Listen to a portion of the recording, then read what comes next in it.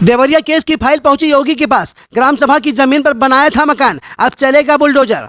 SDM और कानूनगो ने की नापी, विधायक ने भी कह दिया नहीं बचेगा पापी। अब तक 16 गिरफ्तार, लेखपाल हो या बड़के अधिकारी, सबकी तैयार हो रही है रिपोर्ट। जिसने भी की लापरवाही उस पर भी गिरेगी गाज। देवरिया केस की फाइल सीएम योगी के पास पहुंच चुकी है। भाजपा विधायक सलम मणि त्रिपाठी ने खुद रिपोर्ट सीएम योगी को दी है। अब तक 16 आरोपी इस केस में गिरफ्तार हो चुके हैं, लेकिन कार्रवाई सिर्फ इतनी बड़ी नहीं होनी है, एक्शन ऐसा होना है कि पूरे देश प्रदेश के लिए नजीर बन जाए। इसीलिए एसडीएम और कानूनगो ने आकर जमीन की नापी की, ग्राम सभा की जमीन पर मकान कैसे बना इसकी जांच की। और अब खबर यह है कि बुलडोजर का इंजन स्टार्ट होने वाला है। जिन 16 लोगों की गिरफ्तारी हुई है उसमें किस किस के घर का कौन कौन सा हिस्सा गिरेगा यह कहना मुश्किल है। इस घटना के बाद योगी इतने गुस्से में है कि लेखपाल समेत कई राजस्व अधिकारियों की रिपोर्ट तैयार करवाई जा रही है। इस घटना में जिसकी भी गलती मिलेगी उस पर सीधा एक्शन होने वाला है।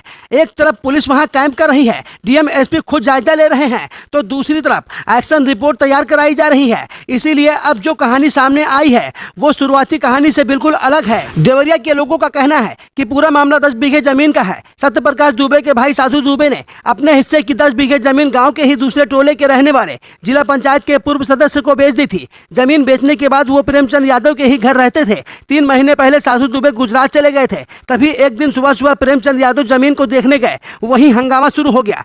फिर मामला सत्यप्रकाश दुबे के घर पहुंचा तो इस मामले में प्रेमचंद यादव की जमीन चली गई। इसी घटना के बाद प्रेमचंद यादव के घर ऐसा आक्रोश फैला कि दूसरे दिन सत्यप्रकाश दुबे का पूरा परिवार इनके गुस्से का शिकार हो गया। हालांकि बड़ा बेटा देवेश जो उस दिन बलिया में कथा कहने गया था बच गया। उसने जो बताया वो सुनकर दिल बैठ जाएगा। मेरे भाई का जन्मदिन था, हमें पता नहीं था कि यह लोग अचानक ऐसा करेंगे। आज जन्मदिन था, उसने कहा था भैया मेरे पास कुछ नहीं है। मैंने कहा था कि ठीक है, आज कथा कहने जा रहा हूँ, जो मिलेगा तुम्हारे लिए लाऊंगा। पर किस्मत को कुछ और मंजूर था। इस विवाद को कई लोग जातीय रंग देने का प्रयास कर रहे हैं। लोगों का दावा है कि योगी राज में ब्राह्मण सुरक्षित नहीं है। कभी यहाँ तो कभी वहाँ ऐसी घटनाएं लगातार हो रही है। पर जात के चश्मे को हटाकर देखें तो इस घटना की सच्चाई समझ में आती है कि लेखपालों के खेल में कितने परिवार बर्बाद हो गए। इस केस में इस बात का अब तक जवाब सामने नहीं आया कि जब जमीन की रजिस्ट्री हो गई थी तो फिर उस पर विवाद क्यों था। क्या सत्यप्रकाश दुबे के भाई ने अपने हिस्से की जमीन से ज्यादा जमीन बेच दी थी और उसे